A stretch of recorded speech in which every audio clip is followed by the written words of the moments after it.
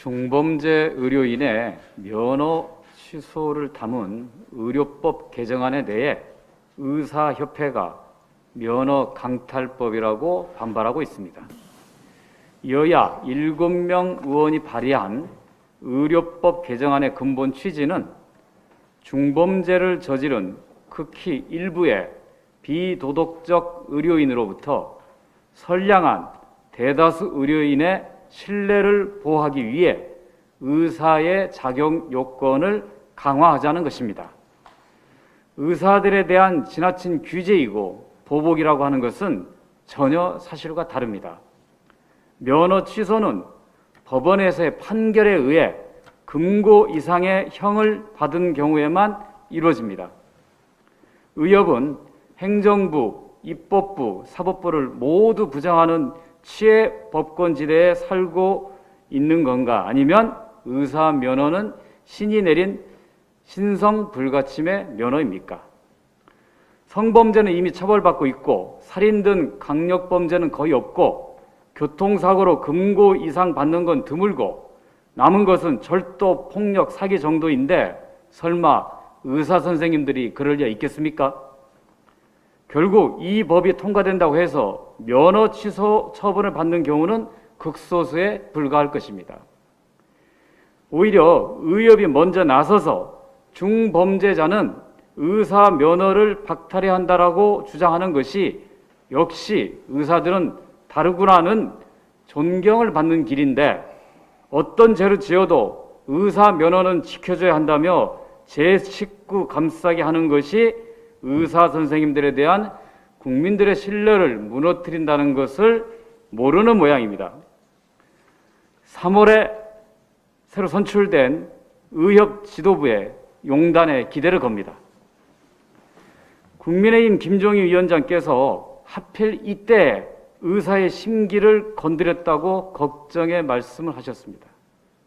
그런데 백신 접종을 앞둔 하필 이때 의협이 접종 거부를 위협하고 의사 총파업을 협박하는 것이 국민의 심기를 건드린다는 것은 전혀 모르는 모양입니다. 이번에 국민의힘 뒤에 의협이 있다는 사실을 알았습니다. 앞으로 국민의힘 의원들은 법안 심의 전에 의협에게 먼저 물어보고 김종인 위원장의 윤허를 받아야 할 것 같습니다.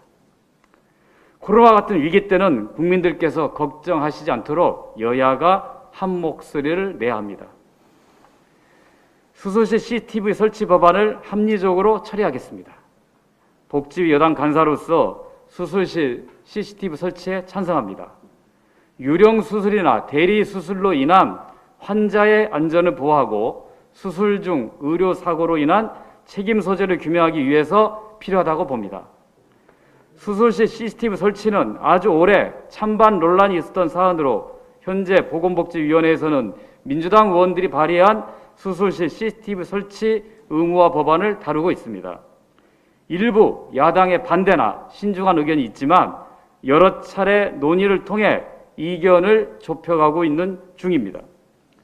다만 CCTV 설치와 활용은 적극 의료행위 위축 논란과 개인정보 보호 등에 대한 준비가 필요합니다.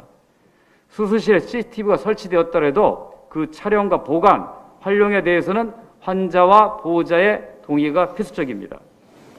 그래서 대안으로 수술실 입구에 CCTV 설치는 의무화하고 수술실 내부는 자율적으로 설치하되 여러 지원과 유인책을 통해 설치를 촉진하는 방향으로 보건복지위원회 여야와 정부가 의견을 모아가고 있는 중입니다.